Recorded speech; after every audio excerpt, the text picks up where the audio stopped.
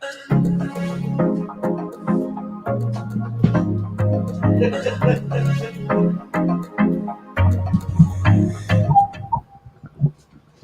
morning, good morning, good morning. We're coming to you live from beautiful West San Antonio, Texas, with the always on time Michael Jimenez. Always punctual. We Yeah, do I have was Jeff on the line, by the way, right now. Literally running in right now because there was an accident Jeez. on the way over here. 3-car pileup on the way over here. So I was calling Joe a few minutes ago, and I was like, dude, I am literally going to run in and hopefully get there on time. But good afternoon, everybody. It is beautiful here in San Antonio. Well, really not. It's overcast and rainy outside where we're at, but hope everyone's having a fantastic day. We have Jeff Garcia from Locked On Spurs and Ken's 5. Jeff Garcia, how you doing, my man? Doing good, man. It is the off season, and away we go, huh? Dude, we have a lot to get into. Oh, yeah. Some Spurs talk, also some NBA talk. We saw the Lakers win yesterday. Zion Williamson go down with an injury. Lots going on. We've got 2 more play-in tournament games going on Tonight, yeah. And I saw an article by Jeff Garcia from Locked On Spurs, Kens5.com about a Renaissance painting of Victor Wembanyama. Great. You got to tell me a little bit about that, Jeff, because I saw that. I thought to myself, how tacky. And then I looked at it again, and I thought, I want it. I want a copy. I want it framed in my office at home. Man. What are your thoughts on the Renaissance painting of Wemby? Describe it. Well, first of all, it's actually not a painting. It's actually a Photoshop. Okay. Yeah. Basically, according to the artist, it was 150 hours to complete. And I guess I never dabbled in Photoshop, so I don't know what this means. Joe probably know what this means. Over 300 layers in Photoshop. I guess that means a lot of work. Wow. That's a lot of hours, man. Yeah. And it's titled W, Year One. Interesting enough, though, it's a French sports illustrator. Okay. Wow. So it's a French illustrator about a French player. Why is it not hanging in the Louvre? Exactly. That's what I want to know. Now, why is it not hanging in the Louvre? But go ahead. So I was going to say Sith and Midwest would have had it done in about 15 minutes. Yeah, I know. Yeah, Swiss would have had it done. But there was so much else. I mean, look, that painting was awesome and everything, but there was so much going on since the Spurs season ended. And yes, Jimenez, that Sohan chat will be coming up soon. You jumped the gun a bit. I said eventually I will put it out. You know, but yeah. You're deep teasing the story. I am teasing the story, yes. But I did have an in-depth conversation with Trey Jones about the end of the season. It's up right now at Kens5.com/Spurs. He believes that the team gave fans a sneak peek of what's to come. And I was crunching some of the numbers for the article. By the way, it's a great article that me and Trey Jones had a little back and forth for his end of the season exit interview. So Jones is saying, like, hey, you know, we played pretty well, you know, and Spurs fans should be excited the way we closed the season. We all know they won like 6 out of the last 10 games, something like that. Correct. Yeah. So I said, okay, well, how did they look before the All-Star break and after the All-Star break? So here's some situations. Okay, so pre-All-Star break, their plus minus was a minus 8.6. So they were still in games. After the All-Star break, it went down to a minus 2.1. So there's showing improvement there. Now, get this. So in clutch time situations, the Spurs were one of the best after the All-Star break. They averaged 9.3 points in clutch situations and had a 0.8 plus minus differential. So they were really, really taking teams to the bitter end.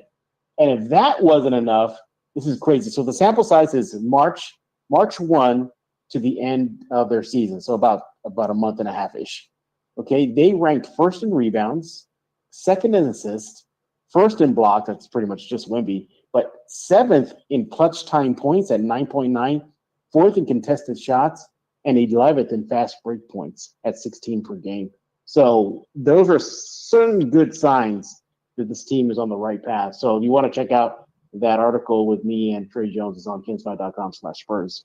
Yeah, so the winning 6 of the last 10 games means nothing to me as a Spurs fan. Oh, my God. Absolutely nothing, because in 8 of those games, Devin Vassell was not there. In 8 of those games, Jeremy Sohan was not there. In 8 of those games, Keldon Johnson was not there. And if the Spurs don't do any major moves and just bring the band back together all over again next season. Well, it sounds like that's the direction they're going based on the exit interviews. It does sound that way. Okay. Now that's 6 out of 10. would have meant something to me if it was with the core group out there. Okay, because I'm not expecting Vassell to be a second string next year. I'm not expecting that of Sohan. I'm not expecting that of Keldon's not going to take a backseat to Mamu, right? Devontae Graham is not going to be out there bringing the ball up next year. If it was the Spurs core getting hot down the stretch, I might get a little bit excited. But these victories mean absolutely nothing in the long run. You're not excited for Mamu balling out? No, I'm not, because he's not going to be playing next year.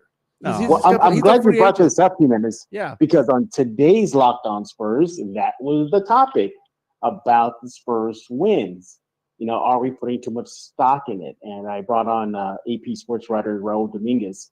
So we had an interesting conversation. One thing that we brought up was you look at the wins. If you break it down, Denver, looks like they just sleptwalked. I think they just thought they were going to roll the ball out and just beat the Spurs. And they lost, and it costed them big time. You look at, they beat a Memphis team that really wasn't at full power. You beat you took Philadelphia to double overtime. They lost, but still, that's if you're going to look at good signs, that was a good sign. And then they ended the season on a 2-game winning streak, beating Detroit, who was pretty much going in the tank. So how much stock do you take in those wins if you look at the opposition? On our YouTube stream, we have more of you reaching out saying party pooper. I think he's referring to me on that one. Like I said, at the end of the day, it was a 22-60 season, right? I'm not going to forget all that happened leading up until April. I'm just not. I just can't. And like I said, if it was the core group, if it was the normal starting five, if it was the normal rotation out there winning these games, that would mean something to me. But it wasn't. So remember how Pop said we're going to see how these pieces of the puzzle fit together. We're going to see what works and who fits around Wemby. This actually opened up a can of worms for me as a Spurs fan, because if they played so much better with Devontae Graham out there, my question is why wasn't he out there to begin with? The second thing is, if they played so much better with Mamu out there, why wasn't he out there more often? And does this make it more expendable to get rid of a Keldon Johnson, to get rid of a Devin Vassell or a Jeremy Sohan? It might have proven the point that maybe these guys don't fit around Wemby as well. And I like some of these guys, personally. I've been a fan of Devin Vassell for so long, but maybe this just proves that the pieces of the puzzle don't fit together. And that's why I'm not excited about the 6 of the last 10, though that last game against Denver, the last win against Denver, I know they beat Detroit in the last game of the season. Yeah. But the game against Denver was very exciting, coming back from 23 points down. Wemby's last game of the season. Yeah, Wemby's last game of the season. The last game that mattered, I guess you could say. Yeah. And then, but on the flip side, too, you look at a loss like it's Oklahoma City where they got just run out of the gym. Wemby wasn't playing. Right. So you kind of balance that out. Like, okay, sure, they won 6 of the last 10, but even some of their losses, were, had asterisks as well. Again, they lost against Philly, but they took Philly to double overtime. They lost against OKC, but they didn't have Wemby. So you kind of want to just look at those last 10, 12 games and ask, was it fool's gold, or was it something? Is there something there? So, that's a very good question. Is it fool's gold or not? And we're going to find out next year, because I have no faith that the Spurs are going to do anything major. I know Brian Windhorst of ESPN has come out and saying that the rumblings he's getting right now is basically that the Spurs are just going to stand pat and focus on the 2025 draft. That was a vibe at the exit interviews. I got to sit in on almost all of them. And, Trey Jones told me that he knows that a lot of the guys are going to be seeing in San Antonio. They're going to be working out together.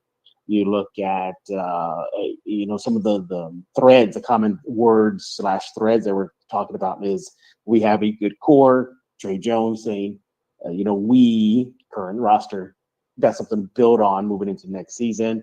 Popovich saying, well, we're going to have to really look at Mamu and see if we're going to bring him back. So the vibe felt like we could be looking at the same team again with maybe some minor. I don't think that guys like Cedi Osman will be back, or maybe even Devontae Graham, but I think the bulk of the team will be back. Look at this comment that we have coming in by Morvey. Yeah, Morvey comes out and says, it's cool that we won, but that's it. Spurs have lots of work ahead of them. Mike is just realistic, and we should be thankful the season's over. I guess my thing about it is this, is I asked the question, the Spurs have had losing records 5 seasons in a row. let's go ahead and assume that the Spurs get a little bit better next year, right? But it took 46 wins to make the play-in tournament, number 10 spot this year. Golden State at number 10 this year. And they got bounced pretty quickly, too. The Spurs, let's say the Spurs win 10, 12 games more next year, right? And let's say the Spurs end the season 34-48. And that's back-to-back losing seasons with Wemby. That is 6 seasons in a row of a losing record. What then? What then? Yeah. I think it's going to be a hard time selling this to the Spurs fans, because I believe that what they're not telling us is that they're going the route of the Philadelphia 76ers, trust the process, and basically just try to tank or at least get the best draft picks possible by not winning a lot of games. They're not saying it because they got to sell tickets and they got to justify the fact that they bumped up ticket prices by 25 or 40%. I know, Joe, you've said that you've been debating whether or not you want to renew your tickets, your season tickets. Why? Not because of the price necessarily, but it's the value for what you're seeing out there. It's exciting to go see Wemby play. Yes, he's a walking potential triple and quadruple double per day, but everything around him does not scream talent. It doesn't. Trey Jones is not going to be a legit point guard for a playoff team. Jeremy Sohan is still a raw player, right? He's very inefficient offensively. You have Keldon Johnson, who's too small for the position. You have Devin Vassell, who's very streaky, more positive than negatives when it comes to Devin Vassell. But the belief that if you just keep this team together, they're just going to grow and figure it out is the biggest nonsense I've ever seen, because that's not how sports functions at all. Yeah, they need some help. So are you the position of reversing that? Remember that other model the Spurs have, aside from "Go Spurs Go," that chant? it's built, not bought. Are you saying this team should reverse course and say, hey, we got to buy it and not build it? No, I'm saying that it has to be a collaborative of the two. It has to be probably 60% built and 40% bought. Okay, well, so what if they're in the build phase right now then? You got to do it simultaneously. You don't just do one and then the other, because you play better when you have better players around you. And I look at it because we look at this championship run that the Spurs have. The idea that the Spurs are going to go out and draft 3 future Hall of Famers. I know that obviously Wemby's on track for being a Hall of Famer already because we know how good he is, right? But there's no other player on this team that is a Hall of Famer, much less even an all-star on this team. Devin Vassell will never be an all-star. Jeremy Sohan will never be an all-star. Keldon Johnson will never be an all-star. Zach Collins will never be an all-star. We don't have any all-star talent here. So the built not bought is ridiculous, because at this point you're telling Spurs fans that we're kicking the can down the road to the year 2030. Yeah, in the past, look at how much the Spurs dynasty, how many Hall of Famers were on the team. Right, and we're gonna have an 80-year-old head coach at that point when that happens. Yeah, it took 3 all-stars to make it happen, and we had 3 all-star talents there. And then the end of season interviews, all indications are Pop is coming back. Yeah, he will be back. But Pop, what was that saying from Charlton Heston back in the day with his rifle? You got to take it from my cold dead hands. That's kind of the head coaching position with Greg Popovich. You got to take it from his cold dead hands. Yeah, but it should be an interesting off season. You look at the draft. It's coming up. The draft lottery is. I think that comes out during the Western Conference Finals, right? That's the lottery process. Yeah. So during the finals, right? The West Finals. Yeah. So the NBA draft lottery is not for another month or so. Yeah. So we're not gonna find this out, and the Spurs right now have the 5th best odds of winning the lottery. Again, last year we had a 14% chance. We were on track to have a 14% chance this year, but because of those last wins down the stretch, we now have fallen to 10.5%. Essentially, it's a 10.5% chance of getting 1, 2, 3, 4 added up together. That is basically a 42% chance of being in the top 4. Spurs have a 56% chance of being on the back end of that and drafting 6, 7, 8, or 9. Then the Spurs have a Toronto pick, which is top 6 protected. Toronto has the 6th worst record in the league. So what the Spurs would need in order to get that pick is for Toronto not to win the lottery and go into the top 4. But we would also need a team 7 and beyond, so somewhere between 7 and 14, to leapfrog and win the lottery. And that would allow the Spurs to then get that pick from Toronto. The NBA draft lottery again in about 4 weeks or so. Right now, I'm looking at like various players. I am now doing the YouTube research, Jeff. Yeah, we all are. Because last year was easy, right? So we all focus on Wemby. There was no process of elimination. We were all there going, well, what if the Spurs got 3 or 4? Do we get Amen Thompson, Oscar Thompson, Brandon Miller? Yeah. Who do we get at that point? But when the Spurs won the lottery, it was like, okay, we know what we're doing. The take for Wemby. Speaking of lottery, I was having a discussion with this the other night, and I was thinking, wow, this past draft, so the Wemby draft, it was touted as one of the best. Oh my goodness, you're gonna find big time players, Wemby obviously, and Scoot and blah blah blah. Was it really, looking back, was it really all that of a draft? Scoot had a horrific season. Brandon Miller was, I guess, just there, and that's pretty much it. You didn't really see any big time NBA players emerge out of that draft as it was touted as. So you got to wonder also, what if the Spurs didn't win the lottery? What if they landed with number 2 or number 3? What if they picked Scoot Henderson? What if they picked Brandon Miller? Do you think this team would have been worse than 22 wins? Yes, it would have. Yeah, I think so too. It would have. NBA draft lottery is Sunday, May 12th this year. Now we do have a comment coming in from Jesse A that says they won't do it, but get rid of Wright. OKC stockpile picks, drafted well, and is the number 1 in the West with a young team. But they got Shai Gilgeous-Alexander out of a trade with the Clippers. Okay? Yeah, but did they really know that SGA was going to be SGA? Yes, he wasn't SGA. Yes. I have this argument with people online all the time. Eric Salinas. Show me the stats that he was going to be that MVP. He was as a rookie, a second team all rookie player. Now people go like, well, DeJuan Blair was second team all rookie. I hear that argument all the time, and it's a stupid argument. Because somebody was wearing a DeJuan Blair jersey at the last game. Yeah. God. It's a dumb argument because that particular draft class had Trae Young and Luka Doncic as guards for the All-NBA rookie team, okay? Yeah. So it was a loaded rookie class, okay? Yeah. He averaged 11.5 points on 37% shooter when it came to 3. His assist to turnover ratio was really good. It was showing that this guy was all-star potential. Now, I didn't say that it was showing that he was an MVP potential, but it was showing that he was all-star potential. That's what I asked you. So look what happened though. But dude, there's only been 2 all-stars that were rookies in the last 25 years. We can't go to that, but we can look at that and go, this guy belongs on the court. SGA from the get-go was a good NBA player. He did not have any stumbling blocks or growing pains. He was a good player from the beginning. And Oklahoma City, again, we say this whole thing about how OKC drafted well, and they have drafted well. But the fact of the matter is that their MVP candidate was gotten by a trade. The Spurs need to do both, because if we're just going to sit there and marinate Sohan, and we're going to marinate Vassell and Keldon Johnson and Zach Collins, it's going to be a repeat of this year all over again. They might get a few more wins. They might get 28 to 30 wins, but they're not going to be a playoff team, and that's what's frustrating. So we have a quick question for you, Jeff. Rookie SGA in 2018-19 averaged 10.8 points per game. 11, yeah.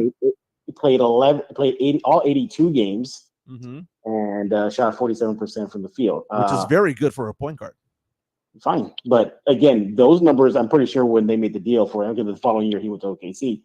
But the thing is, he's still not. Those numbers didn't indicate that he was going to be MVP level. So it's kind of hard to make that argument you're saying right now based on one season. But it showed that there was something there. He was an 80% free throw shooter as a rookie, a 37% 3-point shooter as a rookie. Okay, let's see who else is He averaged over a steal a game, playing just 26 minutes per game. You do a per 36 of this.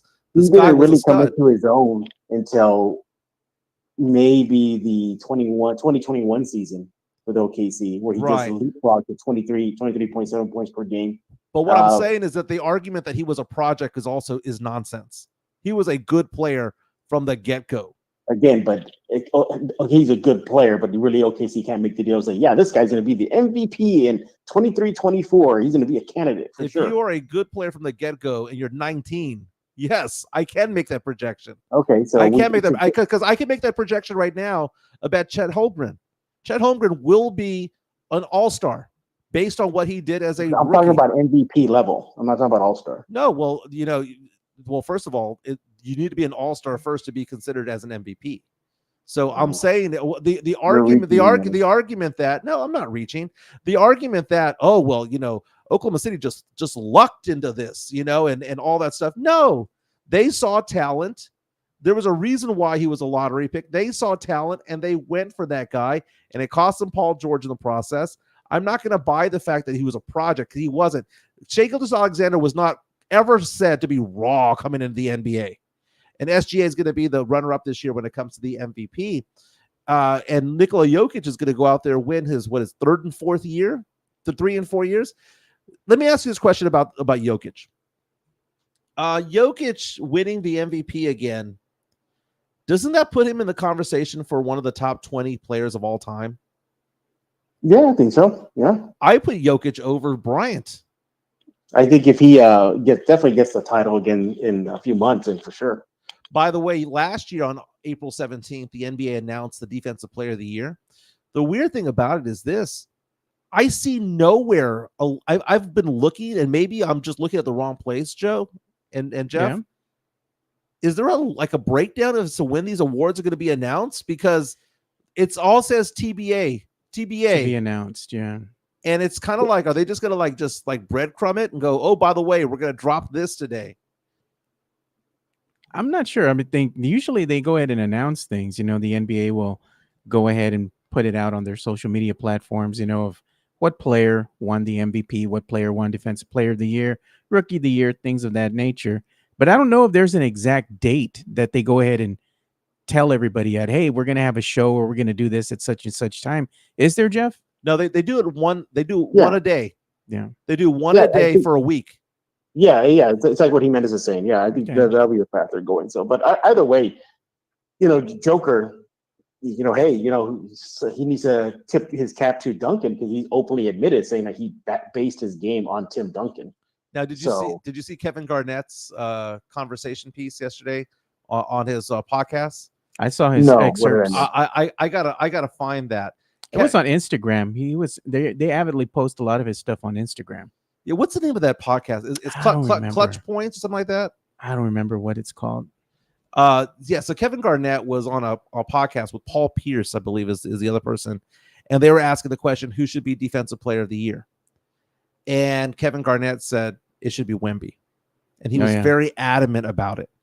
And when he was talking about Wemby winning it, he was basically saying that he's never seen anything like him before. Yeah, somebody at his size, And he was playing, and he was basically saying all the talking points that we talk about when it comes to Wemby by saying that he's on an island, that he doesn't have any good defensive players around him, whereas Rudy Gobert has the luxury of having Anthony Edwards and having other high IQ defensive players, Cat and whatnot around him.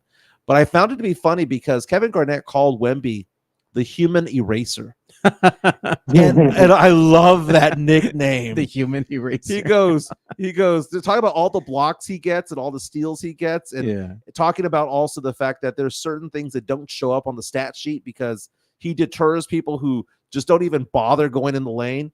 He was basically saying he's the human eraser out there in the lane. And I want that too. I know we love Alien, right? All that stuff. That's great. I love it. I love the logo. But the human eraser, I think we need to start to publicize a little bit more, because that's a great nickname, Jeff. Yeah, exactly. I mean, you can pick anything, I still like Alien, though. I like that one. Yeah, no, nothing wrong with Alien. That was a good one. Hey, but our longtime listener that we had here, Tim Gonzalez, he was asking you a question, Jeff. He said, what are the chances the Spurs land Klay Thompson in free agency? Because what's going on with the Warriors right now. I think that he'd be a nice little fit with Wemby. I mean, he regained his shooting touch, and it'd be. I can't believe I'm saying this about Klay Thompson. It was a consistent shooting touch because he's been kind of up and down. But it checks all the boxes: veteran, champion, all-star. Spread the floor, whatnot. But I think Golden State's gonna do whatever they can to keep him in their colors. He's gonna want a max contract. That's the word on the street. Ain't gonna happen though. Ain't gonna happen. And the only people who are gonna overpay is Golden State. We saw Golden State lose yesterday and get bounced from the playoffs. Did you see the look on the faces of some of the star players for Golden State? Well, you know how I oftentimes talk about this, about how players don't say what's really on their mind. Yeah. And people always come at me and are like, well, Wemby said this, Michael. Are you calling him a liar? I'm telling you that we never know what's going on in their minds. Post-game interview yesterday after the Kings bounced, they thumped Golden State. Okay, it was close for the first 2 quarters. Then they ran away with it. And that third quarter, they just blew the brakes off of them. Keegan Murray went off and all that stuff. Yeah. At the end of the game, you see a post-game interview of Steve Kerr, Steph Curry, Draymond Green, Klay Thompson, all of them saying, we need to bring the band back together again. That we can make this a championship team, that we can all come together as a collective. We can get over the hump. We just need to add some pieces and all that. You know, every single one of those MFers was lying. The look on their faces, every single one of them was lying, because what people tell the media when the cameras are on is nonsense versus what happens what's going on. You know, Draymond Green is talking to his friends and family and talking to his teammates, going, "Dude, Klay Thompson isn't himself anymore." Okay, now I think Jeff said it correctly. Is that he would be a good addition piece to the Spurs if the Spurs were to entertain that idea. I do see. I saw a projection of what he's actually worth, Jeff. He says he made over $40 million this year, but based on his stats from this year, he is worth a 2-year deal between 36 and 40 million combined. So 18 to 20 is basically the pace at which he's playing these days. Okay. The Spurs have money to spend this year. 18 to 20 million. I'd buy it. I think people are down on Klay Thompson because he has gone from being one of the greatest shooters of all time to just being good. He went from being great to being great to being good, and the drop-off is so dramatic. I think it's hard for us to comprehend how good he actually is. He lost his starting position to another dude on the team, you know? Yeah, but he's still shooting 37% from 3. He'd still be like the second or third best 3-point shooter on the Spurs team. Yeah, I said if he was to come on. I was going to say that's not a bad shooting stat for this Spurs team. It's not, man. It's not. Yeah. But the Spurs going after a free agent veteran out there. I'm sure Klay Thompson's not on your the top of your list, but I mean, it wouldn't be the worst thing, would it? No, it wouldn't be the worst thing, but it's just the idea. Will Klay want to see his final years in the NBA in a different uniform? Will Golden State even want him back after I think they're going to bring him back. They show a lot of loyalty to that big three out there with Green and Curry and Thompson. So they'll do what they can to keep him in a Golden State uniform. But yeah, the play-in tournament start was pretty good. Listen, the Lakers, they wanted that date versus Denver, although I can't see them getting past Denver. No, not at all. And then I think the big storyline was Zion getting injured, again. Yeah, I'm going to show video of that because this is courtesy of TNT from last night. Zion Williamson, tie game with 3 minutes to go, makes a bucket. He's down to his 40th point, right, of the night. Goes up, little floater, 5 feet in, and then just gingerly walks back. And he puts his hands to his face because he knows he's hurt. Again, that tied the game with 3 minutes to go out there in New Orleans, Lakers against the Pelicans. And then he covers his face with his jersey. He knows he's hurt. Now, there are reports out there that said that this is a hamstring injury of some sort, and that walking out of the arena, he looked fine, that he wasn't limping or anything like that. But you see him throwing the towel. You see him getting all pissed off going into the locker room through the tunnel. And there's something off. And I feel bad for the guy because this guy was balling out the past couple of months. 40 points last night. Center stage because it's a play-in tournament. It's the only game going on at the time. People are all watching this and are in awe of this guy. He's turning into the guy that we were hoping that he'd be years ago. But the guy's just snake bitten when it comes to injuries. It's his size, man. He looks thinner than before, though. Yeah, that's saying much too. He's still a big dude. He's a big guy, man. In that wear and tear on the body through 82 games, being that size. Yeah. I mean, he's got to lose more. He's got to shed some pounds. But that takes away from his game. It does, but I mean, he's got to go ahead and, adjust to his new body size if he does drop some weight, I know Jeff is, I don't know if you can stay with us any longer, Jeff. I know you have a lot to do today, so if you got to bounce, just let us know.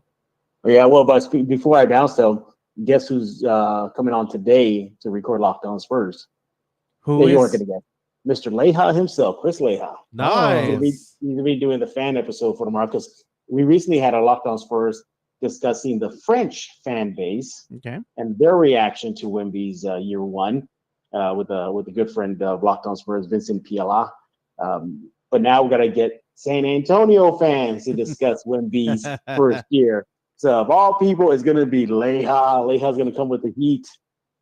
Yeah, man, that's going to be great to see Chris Leha on there. You might have to hit the mute button because I don't know if he can be held back from cursing. But... No. He's come on, but he's good. He knows how to buckle it up. But yeah, so we're going to be discussing that. But the Locked On Spurs will be dropping just like a few minutes, so that'll be going. There was some shocker, Joe. There was some tech issues. No.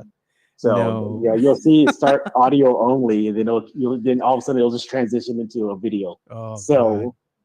You know what? I don't know what happened, Joe. The video looked like I was being Max Headroom, right? I believe it. Every time we do like every other like third or fourth episode that I'll be on with Jeff, the infamous gremlins come out again, right, Jeff? Yeah.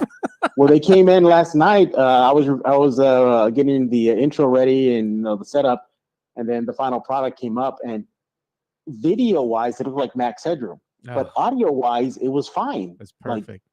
And I was like, "What the H is going on?" I couldn't figure it out, and I said, "Well, it's going to be half audio, half video today." So no. It's going to be a good one, nonetheless. We'll go ahead and watch and retweet for you, Jeff. Get the word out on the street, boys. We'll go ahead and give some love to Chris Leha in this latest episode of Los. Yeah, he's going to be joining me in just a few minutes. So he's repping the fan base. Let's see, he nails it, and hopefully Spurs fans will agree or disagree with him. We'll check it out. But appreciate you guys. Thanks for having me on. Later on, Yeah, fellas. thanks, Jeff. Don't forget to subscribe to Jeff Garcia on Spotify, on YouTube, Locked On Spurs, wherever you get your podcast. That daily content when it comes to your silver and black. We might as well San go ahead Antonio and Spurs. play the ad read for Jeff. Sure, why not? Yeah. Locked On Spurs is your daily Spurs podcast, hosted by Jeff Garcia, the lead Spurs writer for Ken's 5 San Antonio. Jeff has a healthy plethora of guests all the time on the Locked On Spurs podcast. You can also follow Jeff on Threads at Jeff G Ken's 5 SA. You can also follow Jeff on Twitter at Jeff G Spurs Zone. So make sure you go ahead and give Jeff a follow not only on Threads and Twitter, but also on YouTube at youtube.com/@LockedOnSpurs. This is where you're going to be able to find the replay of the Locked On Spurs podcast. Make sure to like, subscribe, and share. That's right. Jeff Garcia mentioned Chris Leha, MCS General Contracting, will be one of his guests. Yeah, so that's pretty amazing. Maybe we should give MCS some love too, man. Let's do it. MCS General Contracting, more than 30 years of combined experience in concrete placement. They are the best in the business. Honest pricing, high quality work. They get going on house foundations, driveways, concrete patio decks. If you want to extend the deck, extend the driveway. If you're a business and you need to put together a slab, a parking lot, or other concrete placement services or sidewalks, reach out to MCS General Contracting at 210-774-9155. They're confident in their skills, so give Chris Leha over at MCS General Contracting a call at 210-774-9155. And thank you for being a sponsor of this show. They got that diamond hard concrete. They did a fantastic job at my house last week. Photos to come. Pictures, yeah. The problem is I have a lot of dirt out right now, so I want to get that good view because the polished product. Exactly. But last night we had two play-in games. The Lakers beat the Pelicans 110-106. LeBron James had a near triple-double, 23, 9, and 9. Zion Williamson, 40 points, 11 rebounds. But as we mentioned, he got hurt with 3 minutes to go, some sort of hamstring issue. The question is, will he be available for Friday's game? Because the last playoff spot in the West is going to be between Sacramento and the New Orleans Pelicans. That game would be played in NOLA. So we're trying to see if Zion Williamson will somehow make it. Lots of people on our YouTube stream right now comment basically saying that Zion got hurt. because it was gambling related. Others are saying he had reservations at Chili's that had to take off. Very, very nice. Everyone makes fun. I wish I was as fat as Zion Williamson. Okay, he's not even that fat. He seems smaller than before. He's just a big guy, man. But this year played 70 games. So the first season didn't play much at all. Had a big second season, didn't play much at all. It's kind of like one season on, one season off with that guy. Look at this. We need to get Duncan a gold Cuban chain collar.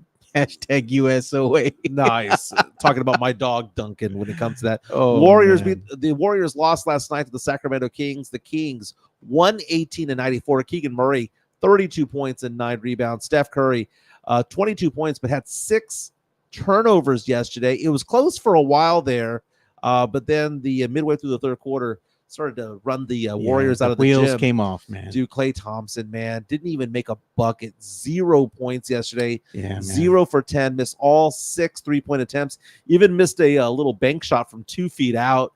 It was a bad game. Klay Thompson has fallen off the face of the earth. He ain't going to get that massive deal. But then again, the Warriors, they just want to reward him. Go into the luxury tax the gentleman's type of thing. agreement. Yeah, kind of like, hey, thank you. You're a 5-time All-Star. You're a 4-time champion. We're not going to screw you on over. We're not going to tell you to go kick rocks and go take off. But Klay Thompson, dude, it was brutal yesterday. It really was. Draymond Green with 12 points yesterday. I mean, that whole dynasty's over. It's been over. I mean, you have aging players that are aging out on that team. Draymond Green, Steph Curry can still play at a high level, but he's aging out. Klay Thompson, you can see that the athleticism and the speed he once has left him. He's just right now just a spot-up shooter. Yeah. That's about it. He can give you some Still quality good. minutes. Yes, exactly. But he's just not the player he used to be. Now, on the other side, we have a 39-year-old LeBron James. Still looking great, too. Still looking great. But thanks to the Spurs, is going to get screwed over because if you remember, the Spurs beat the Denver Nuggets the second to last game of the season, and Denver was on path to be the number 1 overall seed. Well, because of that loss, they fell to number 2, and now the Lakers have to play Denver in the first round, a Denver team that swept them in the Western Conference Finals yet last year, a Denver team that swept them 4-0 in the regular season. That's 8 games in a row that Denver has beaten the Lakers in just the last, 12 months? Yeah, look at this comment here by Jesse A. This is a pretty good one. It says, crazy how tough the West is. Kings, NOLA, Golden State all have all-stars and are scraping the bottom. Spurs have some work to do. There's an old saying, and I don't know if I'm the one who created it or somebody else did. You need 2 all-stars to be relevant, and you need 3 to be a contender. That's basically it. Look at every team that's going to be making a run at the NBA Finals this year. You got talent. They've got talent. Denver has Jokic, who's a superstar. But they also have complementary pieces, Murray and all those guys around him, Porter, that are around them that are either all-stars or all-star caliber. The Lakers, if they make a run at it, they've made a run at it in the past. Anthony Davis, LeBron James, and they've got, these other players D'Angelo and Russell and D'Angelo Russell who played very well. Austin Reeves is what I was thinking. Russell played really well yesterday. He had the dagger with a minute to go in the game. But man, the idea that the Lakers are going to go into Denver and beat them 4 times, I don't see it at all, dude. Jokic is on another level. And I know this is a team that lost to the Spurs, who had Mamu out there and Devontae Graham. I understand that. But this is playoff basketball, playoff atmosphere. And on top of that, they play these games in Denver in that thin air where you just start sucking wind. We saw LeBron James get a cramp here because the AC went out in the formerly known as the AT&T Center back in the day. It's tough to win in Denver. Well, Anthony Davis has gone on to say too that playing the Joker is no joke. Like he's a tough opponent. He respects the heck out of him. There's mutual respect there because no matter how hard you try to play him, the funny thing is he's big, he's methodical, he's not quick, but he's like Tim Duncan. Dude. Yeah, he finds his place. He's an all-time great, dude. He's an all-time great, and people don't want to give him the love. And I don't know what it is. I think there's a little bit of a reverse discrimination going on when it comes to sports, when it comes to it all, because, dude, Jokic is so freaking good at what he does. He's a very, very good big man. Now, is he going to be in the level of a Tim Duncan? Well, Tim Duncan has 5 rings, right? Jokic isn't going to get anywhere near that. Jokic might end his career with 2 or 3, but the fact of the matter is that you add up all the accolades of what's going to go on. The fact of the matter is that this guy is going to pick up a 3rd, 4th, 5th MVP along the way because he's that good. And he's that important to a top team. Do you think he goes down in NBA history as the biggest, greatest passing big man in the game? Yes, very much so. Very much so. He's just such a high basketball IQ. Last night, Keegan Murray with 32 points, knocked down 8 of 13 from the 3-point land as they beat Golden State. Now Sacramento is going to New Orleans. They have to win another road game to make the playoffs. I like this Sacramento team. We talk all the time about how the Spurs need to be the next Oklahoma City Thunder, right? Yeah. And Jeff Garcia from Locked On Spurs, Ken's 5, mentioned the fact that built, not bought. And the Spurs, back in the day, they could have said that. They could have said that because they drafted Tim Duncan number 1 overall, so we had the superstar. Tony Parker fell to them at number 29, and Manu fell to them in the 50s in the 2nd round. Yeah, you got this all-star talent that was there, and supporting cast, a supporting cast, and then the Spurs built around them players that they got from free agency, like Bruce Bowen. They got Robert Ory. They got Michael Finley. They got all these players around them. They got from free Brent agency. Barry. So the idea that the Spurs were built, not bought, is actually just half true. Yeah, they built through the draft, but they got these big pieces that really and truly mattered, because the Spurs would not have had the 2005 Finals victory if it wasn't for Robert Ory. That was clutch. They wouldn't have had the 2003 if it wasn't for Speedy Claxton. Would they have gotten past Phoenix if it wasn't for the hip check? And everyone running off the court, right? And the Spurs acting like Angel Reese, going, "We're just going to stay on the bench." Yeah. So the idea that the Spurs are just going to build on top of what they already have is ridiculously stupid, because the Spurs winning championships in the past didn't work that way. Morby reaches out to us and sings Kings vs Pelicans. So you got the Thunder probably going to sweep either team that advances. D Fox needs to play like D Wade to give the Kings any hope. I have the Kings, whether or not Zion plays or not. The team for the Kings are a very interesting team. And where I was going, scrappy team. Where I was going with this is that the Spurs need to find out how to build through a team like Sacramento. Sacramento is a team that is both simultaneously, they built and bought together, because they drafted a Keegan Murray, they got a De'Aaron Fox, but then when it comes to free agency, getting a Domantas Sabonis and Barnes either through a trade or through a free agent pickup. That's the way that they've done it. It's not a very deep team. That's the problem with Sacramento, because yesterday you had 3 players with 39 minutes, 1 player with 37, 1 with 34, and after that it fell off. Trey Lyles was the biggest player off the bench with 90 minutes played. You take a look. They scored 118 points, right, yesterday? Former San Antonio Spurs Trey Lyles. 118 points scored by Sacramento yesterday. Only 14 came from the bench. They run 5 deep, and that's basically it. That's going to be what ends them ultimately. There's no way in the world they're going to run through Oklahoma City, because Oklahoma City is too young and is too deep right now. I like this Midtown Texas, man. Yeah, says Brian Wright's motto is, quote, tank, not rank.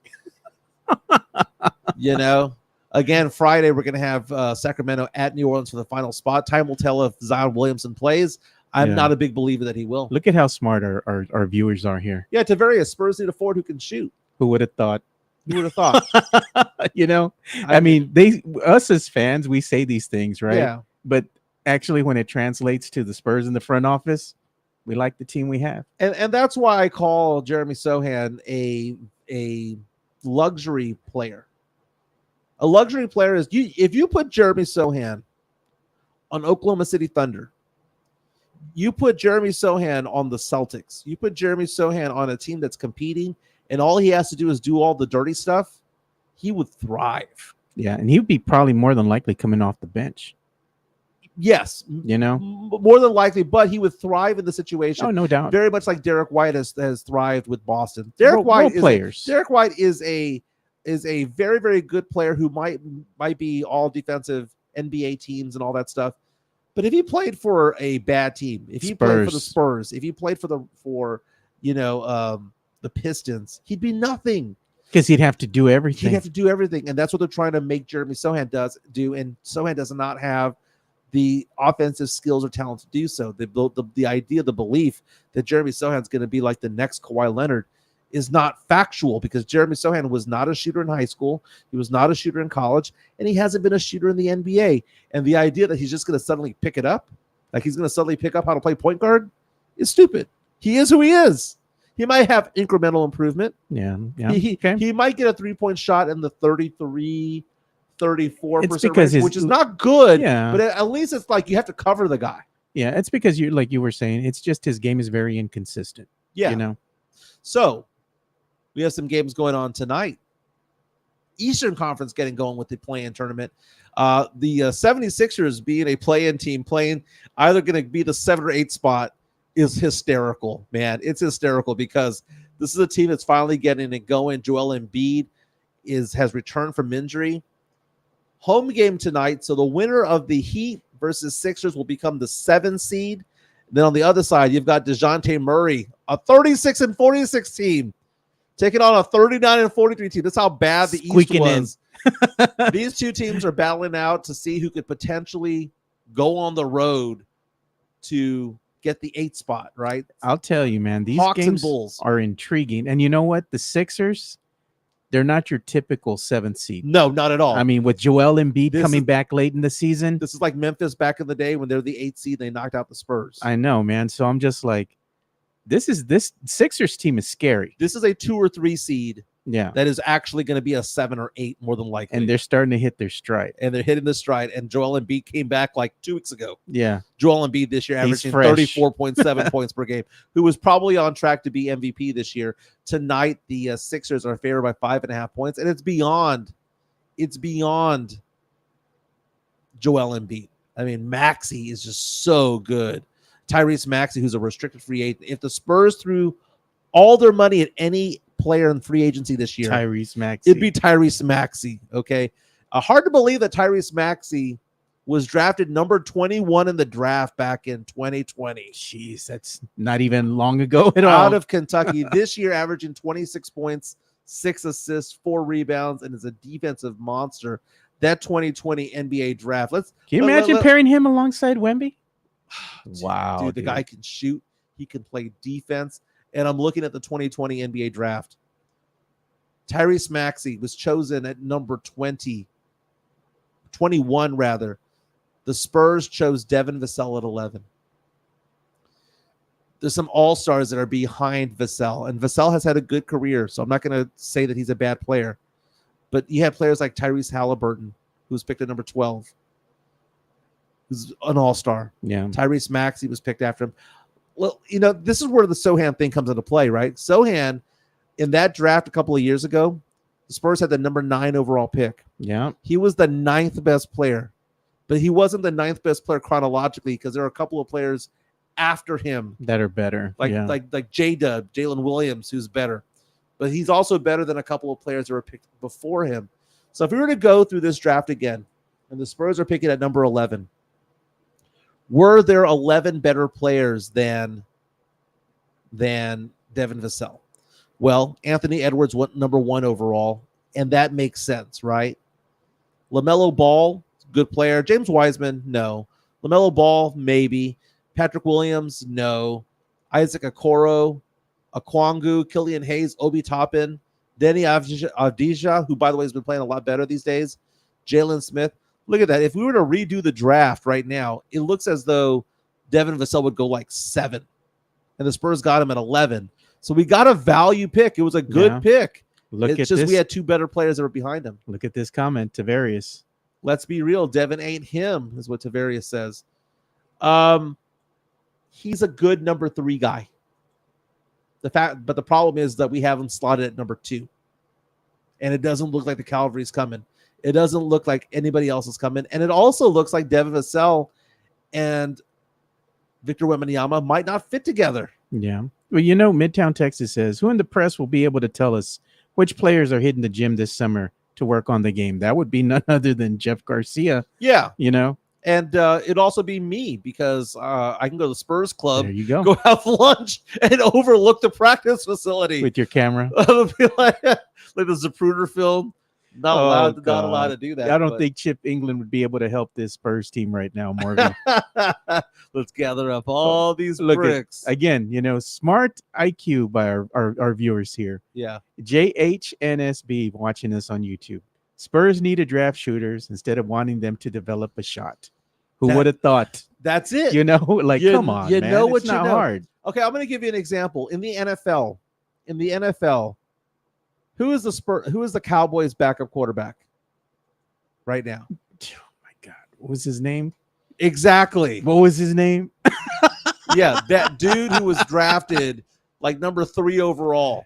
Oh, That dude, man. Trey Lance. Yeah. Trey Lance didn't play much in high school, didn't play much in college, and they're hoping that he develops as a pro. It's dumb. He is who he is. I mean, look, the guy, he's gone out and played a couple games, right? And he's looked okay. Yeah. Doesn't make a lot of mistakes. But at the end of the day, I mean, he's not like that QB that you can get behind and say, you're going to take us to the promised land. Right. He's a backup QB. He's a good backup QB, but he's a backup. He is. And that's the thing. There's a reason why JJ McCarthy is going up all the mock drafts in the NFL. It's because he played in a Harbaugh NFL style system. There's a reason why Drake May from UNC is so intriguing. It's because he played in a system that is NFL ready, right? Remember Johnny Manziel? Oh, God, dude. Johnny Manziel came into the league never taking a snap from under center. No. Every single snap he took was from shotgun formation. And people wonder, why? We can't believe he sucked. Because he didn't know how to take a snap from center. He didn't even do it in high school. And now you're telling me that at 22, 23 years old, with the immaturity that he was going to learn a skill set that he had never done before. He had never done a 3-step drop, a 5-step drop, or a 7-step drop. He's always been just shotgun Johnny. He had a great arm, man. But unfortunately, he even said it himself. He's just a product of his own devices. Had he taken things a little bit more serious, maybe he could have had a longer career than he did, but it is what it is. Some mock drafts hit the board today. USA Today just revealed this morning its NBA mock draft for this upcoming year. And the funny thing is that it has like a composite, a compilation of everyone.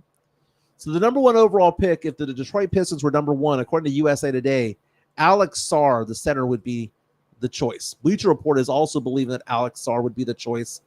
Although CBS Sports is coming out and saying Zachary Riz-Sarchet, the small forward from France.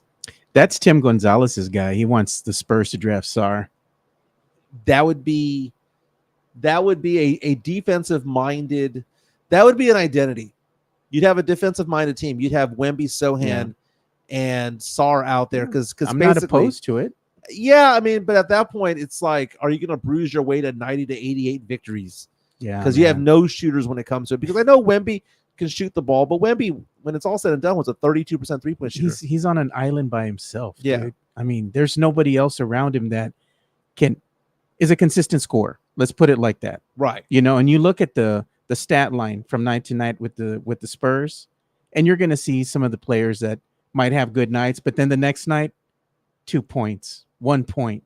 It's like there's no consistency there. And that's the thing that's going to go ahead and separate the Spurs from everybody else is that inconsistency. If you look at some of the other teams that are better in the West, when you look at their stat line, their starters actually produce on a consistent basis. Now, Sports Illustrated came out with their mock draft today as well. Let's see if they actually wrote it or if AI did. Did you hear about that? I saw that, dude. Sports Illustrated got in trouble because they used AI. That was earlier in the year. Yeah. And it wasn't just them. It was, I think, Sports Illustrated. I think even ESPN got called out. A lot of other outlets got called out for using AI to write articles. Now, they have at number 5, the Spurs were picking number 5, getting Rob Dillingham out of Kentucky. And I tell you what, I would get a chub for Rob Dillingham, dude. Seriously, I would. I think somebody else had said that He's too. a bucket getter. But all of these names that you see on here, because they have Alex Sarr going number 1, Ron Holland, who, by the way, mock drafts have go number 2 to number 14. It's like, people don't know what's there because he's a 5-star talent who just didn't put it together in the G League. Another G Leaguer, the G League Ignite, Matas Buzelis, projected to go number 3. Zachary Richard number 4. Nikola Topic 6. Reed Shepard 7. Stephon Castle 8. So if the Spurs got that second pick from Toronto, and they had somewhere of a Reed Shepard to a Stephon Castle to a Cody Williams, if the Spurs ended the draft with Rob Dillingham and Stephon Castle, or Rob Dillingham and a Cody Williams, I'd be a happy man. But here's the mistake that everybody's making. They're assuming that the Spurs are going to actually draft that said player. Yeah. You know how they do their own thing. They might draft a player that should have been drafted higher in that draft, maybe going 14, 16, and instead they're going to go ahead and take him at, I don't know, 6 or 7. Now, we have MEZBX reaching out to us on our YouTube stream saying Reed Shepard is this guy. Reed Shepard is the guy who would go number 1 overall if he was 3 inches taller. He's a 6'3" shooting guard. And you're not going to do it. Reed Shepard, who shot 52% from 3 this year. Yeah. 52%. And JHNSB has a point. Kentucky makes them built different. Shepard or Dillingham. Yeah, but the NIL money got pulled. Hey. I think that might be a thing of the past, but so you take a look at the stat line from Reed Shepard. Look at this, man. 83% from free throws, right? 54% from the field, 52% from 3. Had 2.5 blocks per game in 29 minutes per game. The guy is a lights out shooter. Just lights out. Look at Tavares. He says Dillingham is smaller than Trey Jones. Oh, I know. But do you know what Dillingham is? Dillingham is basically Kemba Walker. Dillingham is a bucket getter. Now, Reed Shepard is great too, but my question about Reed Shepard is defensively, what is he going to do? Can't be guarding the 2 spot that way, and he's not a point guard. No, I see the argument. He is a 6'3" shooting guard who plays very good defense. He gets his hand in the lane, gets a lot of steals. He's a good player, but he's undersized. Keldon Johnson would be so much better of a player if he was 2 inches taller. If he was 6'7" as opposed to 6'5", he'd be so much better. And we can't have undersized players. Hanover Fish reaches out and says he'd be happy with Topic or a shooter or both. Nikola Topic, who's considered to be a very, very high IQ offensive player. JH reaches out to us and says Shepard is way more clutch than Dillingham. Yeah, but that's in a college game. The thing about it is that both of those guys are undersized. I mean, maybe we should be looking at Cody Williams. I mean, if Cody Williams is 85% of what his brother is with Oklahoma City, I'd be happy because Jalen Williams is amazing. Look at D'Lo. I know this, man. This is what I've been saying. Even if the Spurs have a top 3 pick, it says this Spurs front office will take Topic because they always go for the foreign guy. Well, the Spurs have a lot of foreign guys to pick from because Richard Shea is from France. Alex Sarr is from France. So the Spurs have their choice of Bazelis or whatever his name is. He's from some other country as well. So again, the NBA draft lottery is in 4 weeks. We'll find out where the Spurs are picking and whether the Spurs have 2 picks or not. Dude, Karma would say that the Spurs would go out and get the number 7 overall pick, dude. Jeez, man. We'll see where the ping pong balls will fall. And Toronto wins Spurs. it. And Toronto wins it. Oh my God. Can you imagine if Toronto they get a pick that does not convey to the Spurs? Uh-huh. They get a higher pick, in the draft than the Spurs. That'd be like putting salt in the wound, Yeah. You almost had it. You almost had it. Dude, I don't know if you've been seeing this video from Dubai in the Middle East. Oh, is it the airport? Yeah. Oh God, okay, dude, it's awful. I don't know if you're following the story, but this is some. Are you showing it right TMZ. Now? It's showing some video of people trying to drive through Dubai right now. Dude, the rains. They're underwater now. Dubai is in the desert, right? They get about 3 inches of rain every year, and a couple of days ago they got 6 in one day. And the infrastructure is not designed for that. They were showing restaurants. This is a courtesy of TMZ. They were showing restaurants that were. Let me take this off real fast. They were showing restaurants that had water gushing from the ceilings. Yeah. They showed shopping malls that were water was just pouring into it. And I saw that. Do you know how they got the rain? Cloud seeding. Oh no. They done effed up, man. They went up there to try to get a little bit of extra rain. They saw some clouds. They said they seeded the sky 6 times. They played God with the weather. Oh no. And it started gushing rain, dude. Brutal, but 6 inches of rain. Isn't that the definition of F around and find out? Exactly. It reminds me. I was in Laughlin, Nevada, which is on the which is in the desert, right? It's on the Arizona Nevada border, kind of close to Death Valley. And I was there one time, and it started raining. And I say that it rained about 1.5 inches, which again, in San Antonio, rains 1.5 inches, kind of sucks. But over there, created mudslides. There's just some areas of the world that are not really. Designed for that. Saw this thing earlier today. Sydney Sweeney, our baddie bracket. So if you want to go back to my screen here, sure. She was our finalist. There's a Hollywood producer who is just blasting her right now, saying, "quote Sydney Sweeney, she's not even pretty and she can't act." Okay, first of all, the hell. Now, the Hollywood producer is named Carol Baum, and she has been reaching out to people, especially she was talking to Carol Baum, by the way, whose credits as a producer were Father of the Bride, the movie, and Buffy the Vampire Slayer.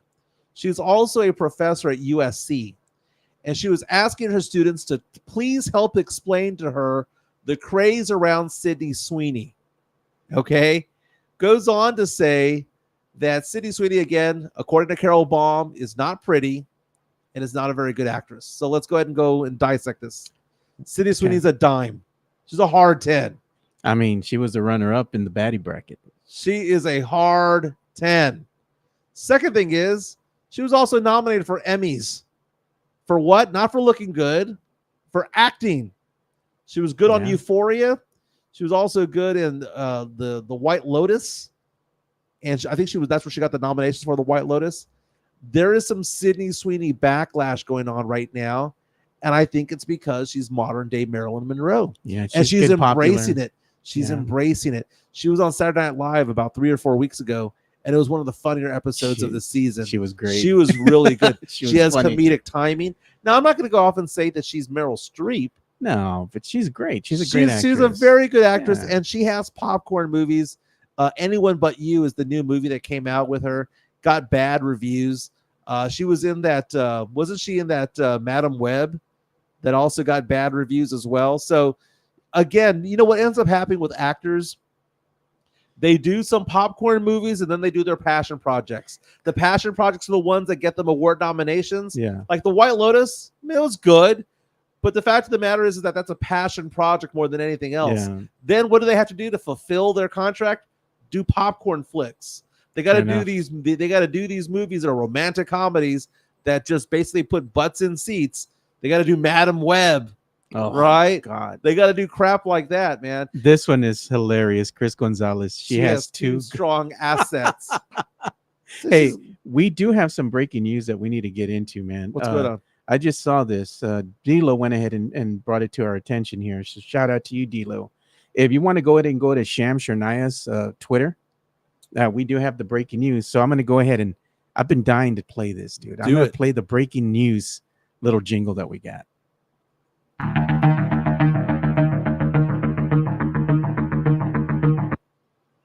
Sham Sharania of The Athletic is announcing that on Twitter right now that Jonte Porter has received a lifetime ban from the NBA for violating the league's gaming rules. The NBA goes on to say that the NBA has announced an investigation that found Porter, quote, disclosed confidential information to sports bettors, limiting his own participation in one or more games for betting purposes and betting on NBA games from January to March. Porter placed 13 bets on NBA games using an associate's account. Again, Jonte Porter, formerly of the Toronto Raptors, is a goner. He's getting the Pete Rose treatment. And this is something that we had talked about weeks ago, and we were saying this type of behavior is detrimental to the game itself, because players are going to start thinking it's okay to do this, engage in this type of behavior, to throw games or to sway games a couple of points here and there, to go ahead and cover. Yeah. And that's a bad thing, man. So Jontay Porter, just to let you know, is 24 years old. He's 6'10", plays center/power forward. He's now banned from the league. He was undrafted in 2019, but he latched on to the Memphis Grizzlies, went to the G League, played for the Memphis Hustle, the Wisconsin Herd, the Motor City Cruise. Then he got picked up in 2023 by the Toronto Raptors, and he's gone. He's gone. Sith, he says he's not going to lie. He would do the same thing for easy money. Well, see, the thing is that as an NBA player, you're making $1 million. He's doing this for maybe $5 or $10 grand. Yeah. That's the thing, and it's like a side hustle. It's a side hustle. And think about like a player who lives his entire life saying that he's going to be an NBA player and aspiring to be that. You're 6'10", you play high school ball, you play college ball, and then you go off into the NBA and your dream comes true. And then at 24 years old comes crashing down because you messed up. Yeah. And, the investigation has found this. Dude, if this comes down to Shohei Ohtani in baseball, that would be huge. This is a big story because Jontay Porter is an NBA player, but at the end of the day, no one knows who Jontay Porter is. They don't know who he is. This would be, not saying that he's doing it, okay? Yeah. That's how I'm saying it. But this would be the Spurs equivalent of who? Mamu? Probably. This would be the Spurs equivalent of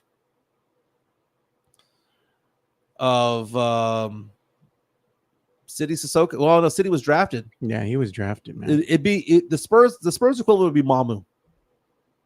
Yeah, I would say that's pretty good assessment right there. Yeah, so an undrafted player, because I don't think Mamu was drafted, who played for another team, then came to the Spurs, went to the G League and all that stuff. That's a Spurs equivalent. So it's not a big name. When it happens to a big name player, when it happens to a starting player, that's when it's going to become a big deal. But then again, maybe you're right, Joe. Maybe our listeners are right. Maybe it's because they're end of the bench. Maybe it's because they don't have a guaranteed deal for the following season that they fall victim of this. I mean, and there are some states right now, Joe, that are starting to clamp down on sports betting, not on the over-under, not on the money line, but it's the prop bets. It's the individual prop bets. And I believe I saw a story that said that there are now 6 states, if I'm not mistaken. Don't quote me on that, but there's a growing number of states that are saying they're no longer taking prop bets of individual players or first to 5. Vegas, by the way, I was in Vegas for March Madness. One of the most exciting bets out there was first to 5, first to 10, first to 15, 20, and 25. And my friends and I were winning money on this. And Vegas started losing money on it. And because people were saying, you know what, these teams that are, it's one thing to get plus 250 that an underdog, a 12 seed is going to beat a 5 seed, right? Yeah, hold on. I got somebody at the door. Yeah, the 5 seed might actually win that game more often, right? So it's one of those things where the whole game has to play out all 40 minutes. But the fact of the matter is that when it comes to first to 5 or first to 10 or first to 15, it's easy for the underdog to win because the underdog can just win the tip, go off, make a couple of buckets, and all of a sudden be up 5-3, and boom, you get your victory. But now you're seeing all these states coming around saying that they're no longer wanting to have these prop bets because these prop bets are easy to manipulate. Good news, bad news. What's up? Good news is the city's giving you a chance to move your truck so you can park it in the driveway. I think they need to get the bulldozer that's going up and down the street. Don't they know that we're doing a show here? We should probably just call it a day because we've had issues with your street. Now I was able to drive on in, okay, but I don't want to sleep here. I don't have my laptop for work, okay? Yeah. But I mean, it's I don't know, dude. Dude, this is funny, man. Our show got preempted by the city of San Antonio, but again, police at the door. Police at the door. This is funny. God. Again, we'll wrap it up with the Jontay Porter of the Toronto Raptors lifetime ban from the NBA for violating gambling rules, blatant violations. Says NBA Commissioner Adam Silver said, quote, "There's nothing more important than protecting the integrity of NBA competition for our fans and our teams and everyone associated with our sport, which is why Jontay Porter's blatant violations of our gaming rules are being met with the most severe punishment. While legal sports betting creates transparency that helps identify suspicious and abnormal activity. This matter also raises issues about the sufficiency of the regulatory framework currently in place, including the types of bets offered on our games and players. Right there. Working closely with all relevant stakeholders across the country and industry, we will continue to work diligently to safeguard our league and our game. Chris Gonzalez says, take the phone and do it live. Hey, man, it's already 11:30. Thanks so much for being here with us. Thank you to Jeff Garcia from Locked On Spurs and Ken's 5. Again, subscribe on Spotify. Subscribe on YouTube as well. He has lots of articles, and apparently one's going to involve Jeremy Sohan down the road that he says I'm not going to be happy with. But everyone have a fantastic day today. My name is Mike Jimenez. That's Joe Garcia. We'll be back tomorrow. Thanks for watching, guys.